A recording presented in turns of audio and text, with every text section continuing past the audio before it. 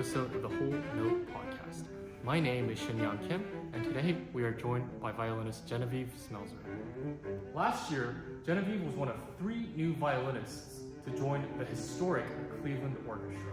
She shared with us her love and passion for chamber music and gave us an inside look into her everyday life in the Cleveland Orchestra. Genevieve also shared with us a little bit about her work as a teacher and how that endeavor has helped complement her work in the orchestra. Thanks so much again for tuning in. If you haven't already, please like this video and subscribe to the channel. We hope you enjoy. Thanks. Genevieve, thank you so much for joining us. Thank you so much for having me. I'm excited to be here. So I'm really excited to talk to you about your work with the orchestra. But before we do, I want to talk a little bit about your days at CIM, where we overlapped for a year. I understand you studied with the principal second violinist of the Cleveland Orchestra, Stephen Rose, who is now your colleague, which I'm sure is really fun. Um, so, it's really funny because I think the very first time I ever saw Cleveland Orchestra live, I almost immediately gravitated towards Mr. Rose because his presence as a musician was just so magnetic, right? It's almost hard not to see him because his presence is so tantalizing and just so big. So can you talk a little bit about your work with him during your undergrad years and how that time has helped shape who you are as a musician today? Definitely. And I can totally relate to what you're saying, just seeing how Steve Rose moves in the orchestra and how much of a force he is, how much of a great leader he is. Uh, I was so lucky to study with Steve. Um, he was in a professional string quartet before he even joined the orchestra, the Everest Quartet. So he's got super collaborative approach to playing an orchestra and really plays and listens like he is playing in quartet. Um, so we all know he's a super sensitive player, and so he worked with me mostly on developing more nuance in my sound, and more contrast. So it's been really amazing to work with him as a colleague and also to see the similarities between what Steve would have me do and what the music director Franz wants to have the string players do in rehearsal, like creating super long phrases, playing as if singing the phrase, um, and just certain articulation. Um, there are just little details where I'll hear Franz say something to the orchestra and I'll, oh my gosh, it totally makes sense. That's what I heard in my lesson every single week. Um, so it's just kind of everything coming together, and he's such an inspiring force, and I'm so lucky I got to study with him and now work with him. Yeah, It's amazing. yeah. Well, and I think one of the things I really appreciated about seeing the orchestra is when they would program Beethoven and play it as a string orchestra, which really speaks to just the clarity and the precision of string string section of the orchestra, where I think it's so unique to almost any other orchestra, where they're so classy with their sound. No, totally. And yeah, that's funny you mentioned the Beethoven string quartet. We just did an arrangement of Bartok's third string quartet. And Oh, it's so challenging, but it's, it just forces you to listen. It's like listening on steroids. It's it requires so much listening with your eyes, with your ears, with every single sense, and yeah, pretty incredible that an orchestra of that many people can play such a really difficult piece to get together with 4 people, let alone I don't know, 60. right, 60. right. Well, and I'm curious. So I would assume you were already working on Mr. Rose during undergrad years. Only a little bit. I sort of, after I left CIM, I was kicking myself for not studying literature more um, with Steve Rose. He's such an expert. But I didn't really know I wanted to go into orchestra until I got to Rice. And that's a very, very orchestra focused school. And that's when I really um, started thinking, like, okay, I really want to be in an orchestra. I want to get serious. Oh. Yeah. What do you think were some overarching topics that Mr. Rose really tried to instill in you? Um, well, a lot of what he worked with me on was phrasing and just making everything sound very natural. Um, at the end of my time at CIM, my very last lesson, I just asked, um, what's like the main thing you think I can work on the most? Um, and he said it's really important to play things like you would sing them. It's really the simplest way to distill how a phrase is created and where the arc is and what to do with it when you're on your own and you're your own teacher. So I think that was the most helpful bit of wisdom he taught me. When I guess a lot of that would, call to you score studying, obviously, and just really understanding the music from a broader sense. Um, cool. Yeah, moving on. So you actually, I believe you have a pretty extensive history of playing chamber music and I know CIM at the time that we were in definitely instilled a spirit of chamber music. Um, you even studied with Mathias Tacke of the Vermeer college. Um, in what ways has your passion and spirit for chamber music carried over into your work with the That's a great question. So Matthias was my teacher. Okay. It's all good. It's all good. Matthias was my teacher for years and years, through middle school, um, almost to the end of high school. So I grew up watching the Vermeer Quartet, um, which I definitely feel is my favorite quartet of all time. Um, so I really did try to emulate my sound after both Matthias and the first violinist Shmuel Ashkenazi. Um, they both have such gutsy, powerful, round sounds, and so I learned that it's about developing your personal sound, but it's so much more important to work on compromising your sound with others, blending, um, and yeah, communication, how you decide what sound you're going for, how you make decisions with other people. And I feel like I learned the most about playing in chamber music from the Cavani Quartet at CIM. I was lucky enough to be in the intense quartet seminar, and just we were so full of wisdom about how to rehearse, how to take your ego out of it, or at least put it aside, because we can never fully remove our egos from our playing, but at least table it during a rehearsal, or um, yeah, during rehearsals, coaching, to figure out what's the best what's the best for the group, what's the best for this musical product. Um, oh my gosh, yeah, I should have brought my still have a packet that I got from one of the orientations from the Cavani Quartet, but it's all marked up, dog-eared and highlighted.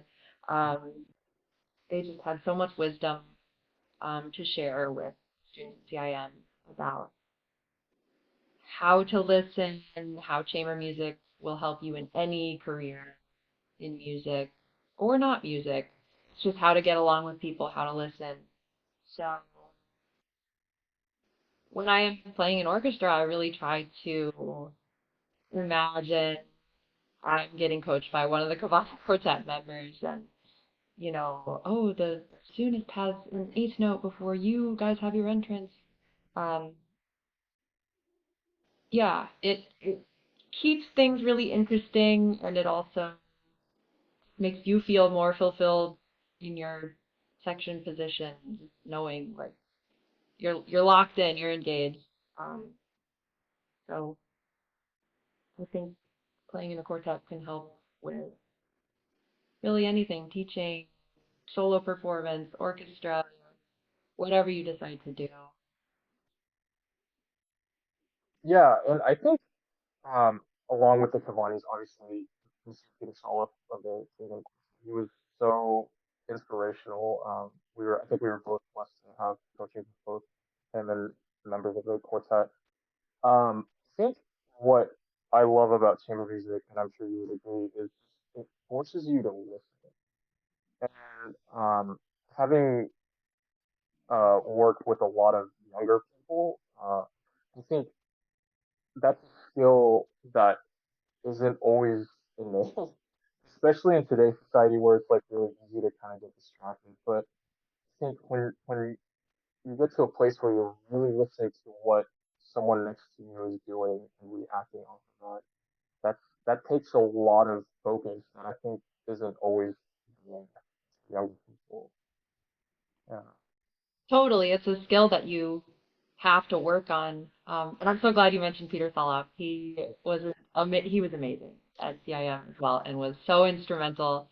And I feel so bad I didn't mention his name. He's fantastic, and yeah, he also taught just the importance of how to listen. I remember I'm sure he did this. You too, you would be playing in a coaching, and he would just pretend like there was this orb in the middle of the four of you and playing into this orb, or he would just slowly stand up and go to the window and just play like that. Somehow everyone was like, of course. Somehow that made sense of what color we were going for in the piece. Just what a special man. And he just taught everyone how to think outside the box and really go there. Yeah, I think one of my favorite memories of Mr. Soloff was we were in a coaching and it was like a very uh, cliche kind of cheesy melodic moment. He like you remember how he had a lot of like, squirrels or something in his studio? He like grabbed one and he like it was so adorable, but Yeah, yeah, yeah. Oh my God. What a wonderful, wonderful man. Well, yeah. yeah. Well, and I think it's almost with every guest I've had on so far, whether they have an orchestral career or more soloistic, they always teach the importance of chamber music. And I think the older I get, I listen to Beethoven symphonies or concertos or whatever it may be, and you really see it more as chamber music. You know, it's not just even in a concerto, as you I'm sure are aware, it's not just the one instrument. It's collaboration between the soloist and different sections of the orchestra. So I think just keeping that in mind is really. Absolutely. Absolutely. And speaking of concertos, you uh, won the concerto competition both CIM and Rice, where you did your masters, playing I believe the Brahms concerto and the Shostakovich first concerto respectively. Can you talk a little bit about how those experiences, in terms of preparing for the competition and preparing for the music orchestra, help helped you grow as a musician? Sure. Gosh, I had so much fun preparing for both competitions. I think in part because they're both perfect pieces. Um, don't know if I would have had as much fun preparing a piece I wasn't in love with, but so that definitely helped.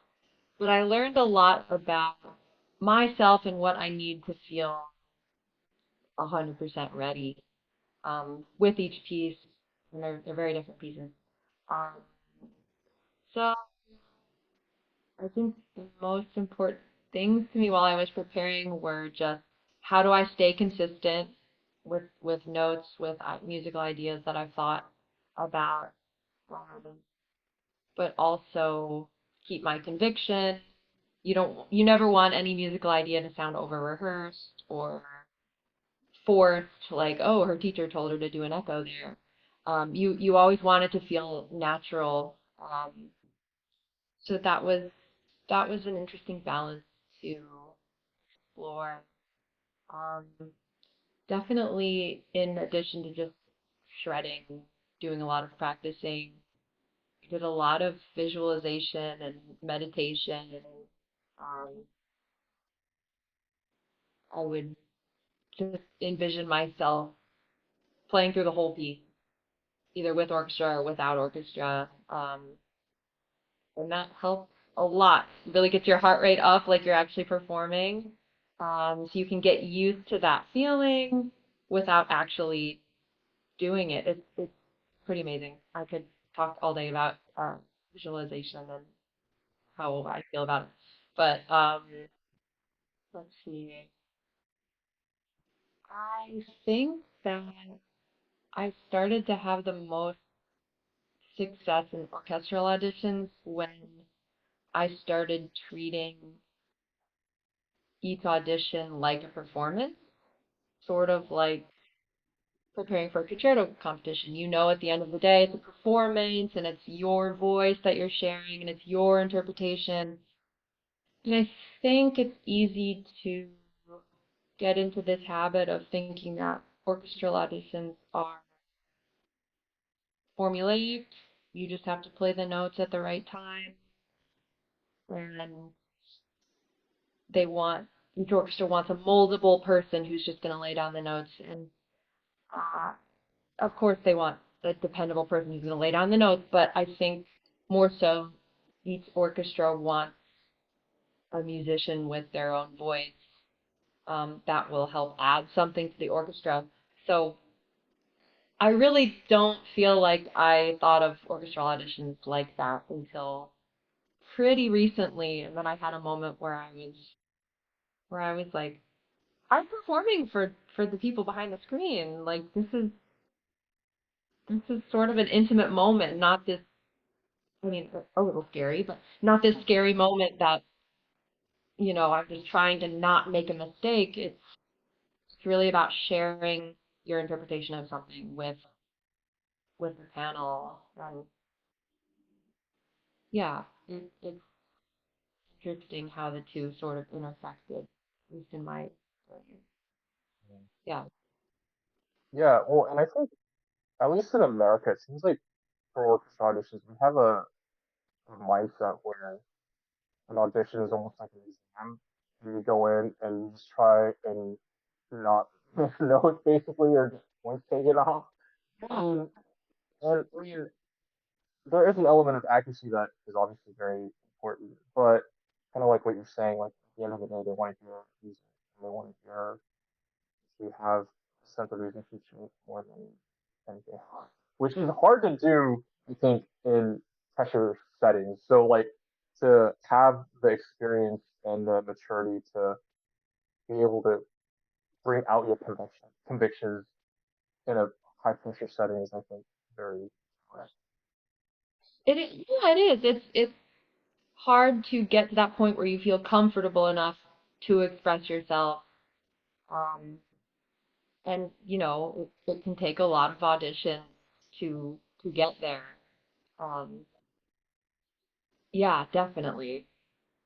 It can be easy to get into, at least for me, to get into the mindset of, well, what do I know? I'm playing for people who have done this their whole life. What am I going to convince them that I know this just as well as them? Um, but I think you do have to kind of fake it till you make it.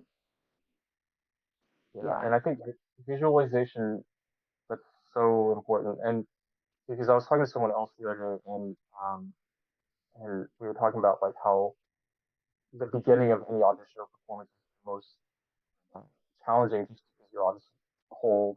And so our previous guest Rorik was mentioning how he practiced just playing something cold and then putting it down and practicing playing it cold again. Like I think there's an element physiologically where you're gonna get nervous, you're gonna have cold finger maybe and you just have to get used to that feeling.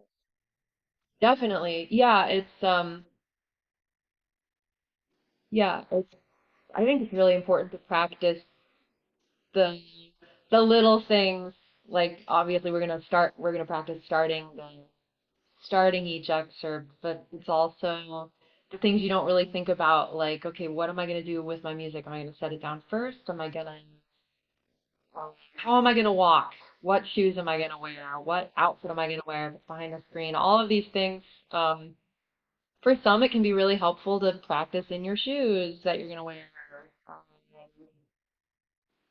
practice setting down your binder so it doesn't go on the stand. There are so many little things that can take you out of the moment, and if you can sort of uh, eliminate any of those little moments that can rattle you, the better. So, yeah, if you can eliminate any element of surprise, it's gonna help immensely. Right? Um, and with most orchestra auditions, it has to start with the concerto. So what concerto that you prefer to play at auditions? Mm. Um, I usually there's a romantic concerto and then a Mozart concerto. So I would use Mozart 5 and Brahms Okay. Yeah. for sure. No. It's kind of Brahms is like a nice way of getting yourself into it. Oh yeah, no, it's great to you've got so much adrenaline pumping, and it's nice to just like sink in and sort of take out your nerves on on some of that. Um, yeah, it can be challenging to pick a concerto. I definitely throughout the whole process was I know what thing am I should I switch concertos? But once you use something for a while, it really becomes almost second nature. So I wouldn't switch it up too Uh, yeah, I would say most violinists play either Brahms or usually much. it's, It seems like Brahms, Tchaikovsky, Sibelius. That's yeah, really. yeah, for sure. um, how, how many auditions had you taken before the Cleveland last Um, I don't think I've ever counted. Um, year? I definitely well I okay so I after CIM I went to Rice. Um, I began, I think, in my second year there, starting to take a couple auditions. Um, and then very soon after I graduated from Rice, a little less than a year, the pandemic hit. So I had all of this uh, energy to start taking auditions, but I couldn't. Um, in hindsight, I'm super grateful for that time that I had to prepare. Um, gosh, I would say some quick crunching of the numbers here. I I believe between 10 and 15. Yeah. Sorry to put you on the spot. I know, I mean, there are some ridiculous people out there that win their dream job, their first job. I, I know that we hear about that a lot. We really only hear about the ultra success stories. Um, and I think the norm is maybe between 30 and um, it just takes as long as it takes. And definitely unrealistic to expect to win on the first one. But that's what I was expecting. I was like, well, if it's meant to be, it's going to happen right away. And that's not it. I don't think that's healthy or realistic at all. Yeah. Yeah. So you have the unique distinction, especially in today's time, of having listened to the Cleveland Orchestra as a student to now joining the orchestra. I understand you also played as a sub with many orchestras before landing this job. Um, can you talk a little bit about some qualities that the Cleveland Orchestra possesses that you've come to appreciate as a full-time member, unique, making it unique from the other orchestras? Sure. Yeah, it's really interesting to play with other orchestras and come back and play with Cleveland. Um, in my mind, there's no comparison. I mean, Cleveland in my mind is the best. But what I what I appreciate most about Cleveland Orchestra is just how balanced they are at all times. Um, a lot of a lot of amazing orchestras, their loud register is amazing. It's fiery, it's passionate, it's gutsy, it's everything. Um, but the softer register sometimes feels a little bit underdeveloped. Um, I just I feel like with Cleveland, they dare to play really soft and make these huge contrasts. I think part of that is Severance Hall. You are able to play super, super quietly and have it sound beautiful. Um, but yeah, there's so much balance. There isn't. I'm not naming any names, orchestra names. Sometimes there's a lot of blasting going on. Sometimes there's a lot of, which can be so fun to listen to. But I do appreciate that there's not that that energy with an orchestra. I mean, there are definitely moments where it is appropriate when they do that, but I like that that's not the precedent.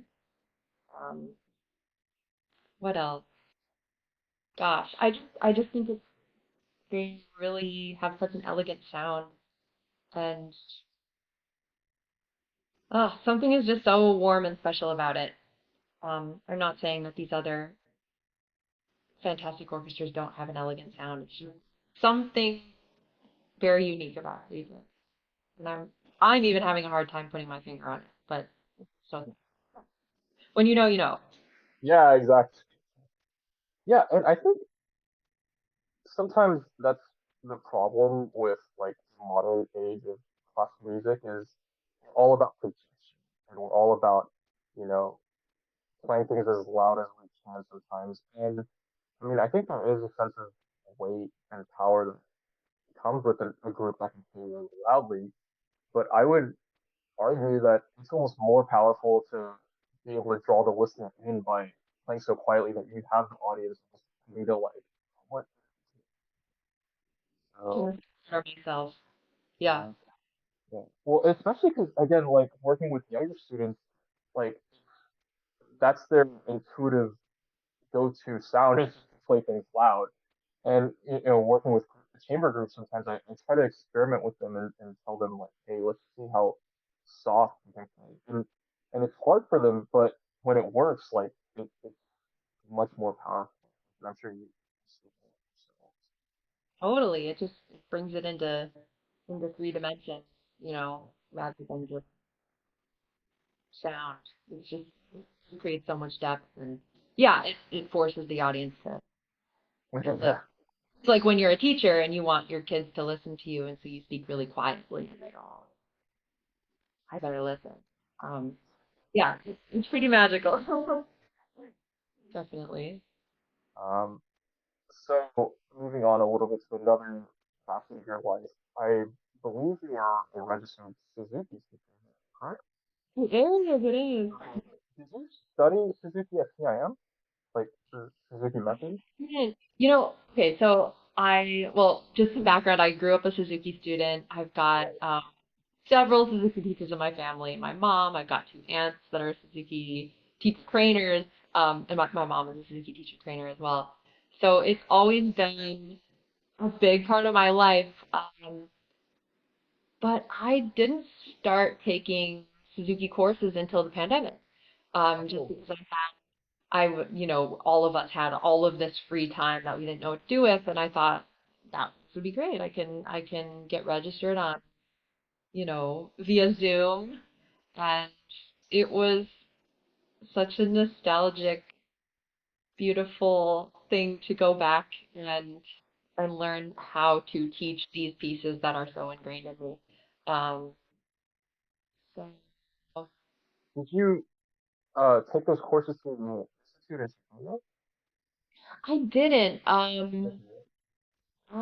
I actually took. Okay, let's see. I took Every Child Can, David Strong, who's in the DC area. But then I took units 1 and 2. I haven't taken all the units yet. But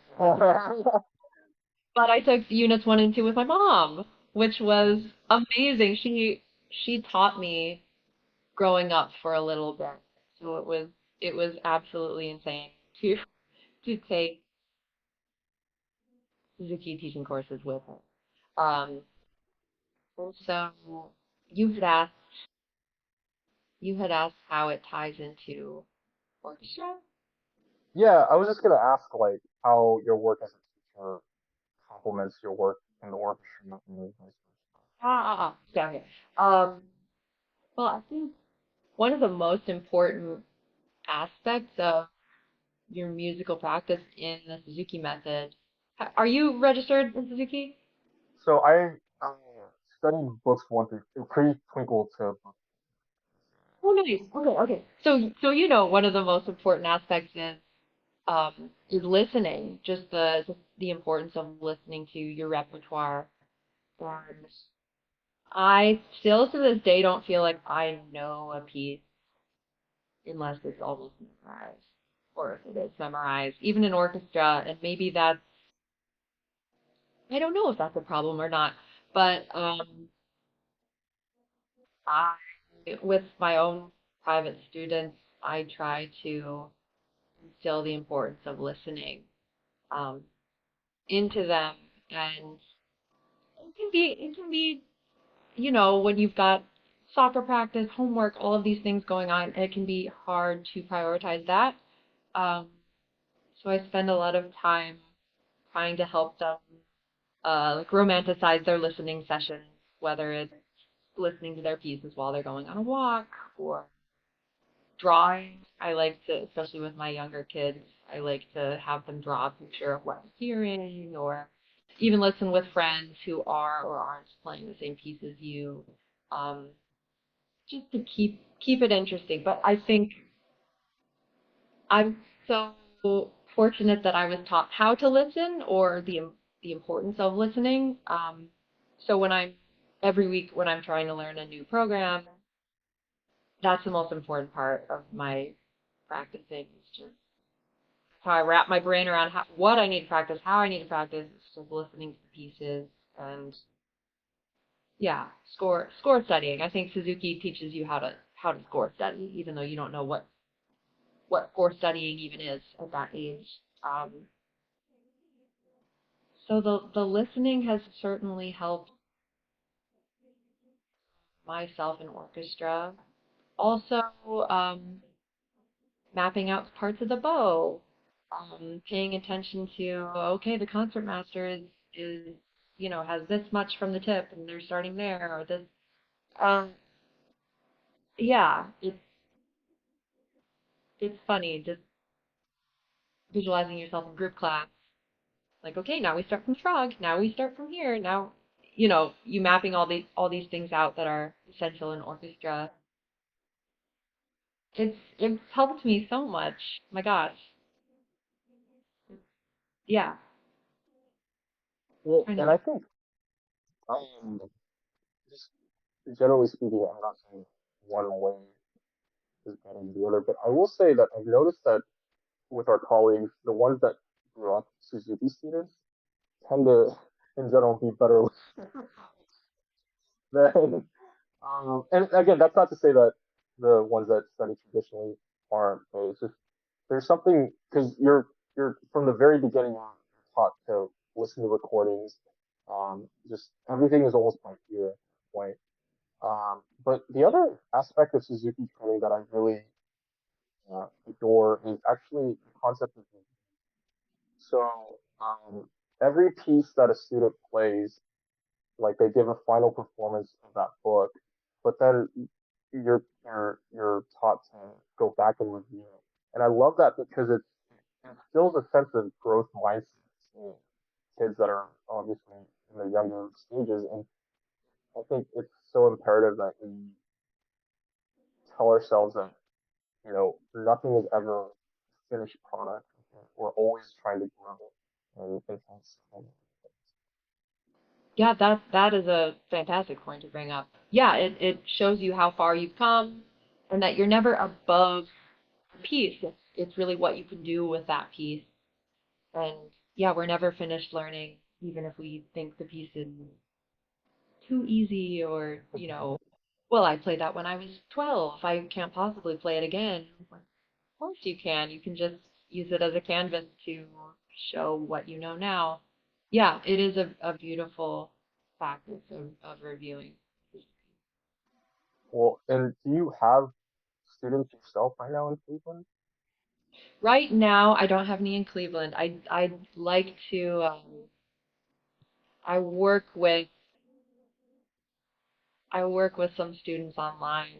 Um, Actually, before I moved to Cleveland, I was living in New York City, and I had a studio of about 14 people, um, and they were all Suzuki students. So it was really amazing to have an actual studio, and I really want to have my own studio um, here in Cleveland. But I just moved here, and I'm trying to focus on the job. But that's my goal is to hopefully soon get together. Studio, whether it be teaching through somewhere or just have my own private studio. And Definitely, I miss the yeah, I miss having consistency. yeah. Well, and when you had a studio in New York, did you do group classes with them too? I did. Yeah. Yeah. Well, okay. I'm actually curious because I didn't know that your mom was one of your first teachers and she did Suzuki with you. So, like, how was that dynamic? Because as a younger person, I'm sure it's hard to like in your head to categorize your mom as also your teacher in the way. Like how did Yeah. she go about that with you? Well, I think I mean she's an amazing teacher. I don't think I was an amazing student at that time. So of course it was easy for me to feel like I'm forced to do this. I'm forced to practice. This is awful. I know I was not easy to work with. Um, and I think my mom recognized that. She sent me off to study with her colleagues so that I could have. Um, oh, I'm so sorry, Mom. She gave me so much, and I was just. But I think it was a good learning experience for us both. Um, of how you I guess, can't force someone to do something or can't force someone to learn what they're not willing to learn. Um, but I do have very fond memories of her creating these elaborate scavenger hunts, practice scavenger hunts for me, and just it's pretty amazing to be able to play review pieces with your mom. And my dad I mean, he's a cellist but also a pianist. He could accompany me, and it's just so beautiful to think about that, and then I'm so ashamed that I was ungrateful at my age of, 4, 5, 6. But it was I mean, it's amazing to have musician parents that know exactly what you're going through, exactly what you need. Um, they're so connected in the world, and they just open so many doors for me that I I didn't even know existed until my age now, looking back on it. Um, yeah, and so I really like playing with them any chance I get. It's nice to even just read some chamber music with them when I can. And are they still active in their community as teachers? Oh yeah, my my mom is teaching all the time. She's got a huge studio, her own private studio, and um, my dad is also teaching all the time. He's a freelance cellist and he accompanies my mom's studio. It's on piano, so they're very much involved in the community, and um, yeah, they're very big in their community, and it's very exciting. No, and yeah, I think when you're that young, it's hard to appreciate a lot of things really, and so we don't know until we know kind of thing. And my mom was a pianist, and so she started me on the piano before I started cello. And I for a little bit I tried to juggle both, and I was like, I just want to play piano. And I remember to this day she said like, "You're gonna regret this." And now I'm like, oh yeah, I wish I would going with piano. And so yeah, I mean when we're younger, it's just we just see what's in front of us, and Right, right. I'm so glad that my parents didn't let me quit because there were so many times where I was like, I don't want to do this. But what they would always say, and when I have a kid, I'm definitely gonna use this too. They would say, you can quit, you can definitely quit, but you have to call your grandparents and tell them you're quitting. So I would be like, all right, I'll keep playing. I'm I'm not gonna disappoint my grandparents like that. I'll keep playing for sure. And then there was definitely a turning point when I grew up in a pretty small town and felt a little bit isolated in my violin practice. But once I started venturing out and going to Chicago, playing with um, more youth orchestras, meeting friends at festivals, I started to feel like it was my own thing, and then I started to love it, and then I was like, okay, I'm never quitting for sure. Um, it was a pretty rocky road through childhood to get to that point. I'm sure many other people feel that way. well, and what age do you think things kind of click when you venture out and loved it more? I I would say eighth grade. Um, I started to tolerate violin maybe fourth grade to eighth grade, and then in eighth grade I was like, oh, like it seems like the more that I work, the better I sound, and the better I sound, the more fun I'm having. So I think there's a pattern here. Yeah, and I'm very encouraged and hopeful that you will start your Suzuki studio in Cleveland soon because I think um, you'll be able to serve as a great model and both as a performer. You'll be able to invite your students to these wonderful Cleveland Orchestra concerts, and it'll be like, hey, you could do this kind of thing. Especially because I think uh, sometimes people look at Suzuki teachers or teachers in general and just kind of assume they're doing it because they couldn't make it as a performer, which is like completely misguided and completely fallacy, I think. But to really embody both, I think, is very important to the community at large. So, Totally. Yeah, agreed. yeah. And especially because I don't think the CP program is around at CIM unfortunately anymore. So hopefully you can be that beacon of you know light for that area. Yeah, I don't know all the logistics about the situation, but I the more Suzuki, the better, I Yeah. feel. So, yeah, I hope to get definitely my own studio going, both Suzuki and non-Suzuki. I love working with people who are uh past working on excerpts or charity. So that's a project that I'll be working on. The more music, the better. Yeah, 100%. Well, this has been lovely, and I feel like I've gained a lot of insight in this short time.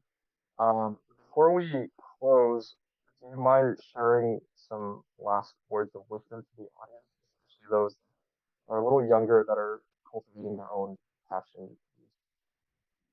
Yeah, my gosh. I think we spend a lot of time alone in the practice room, um, which is necessary, but I think the more you can share your passion for music with others, whether it be performing for people or just reading chamber music with your friends, it's just so healing, and nothing gets me more excited about music and my own relationship with it other than just like playing some great music with your friends. There's nothing like it. So I would say crack open a duet book. Just do anything you can to just play with friends. That's wonderful advice. Well, Genevieve, thank you so much for your time. I know Thank you're you. a busy person with the orchestra, so Oh, we really well, appreciate it. this was great. Thank you so much for having me.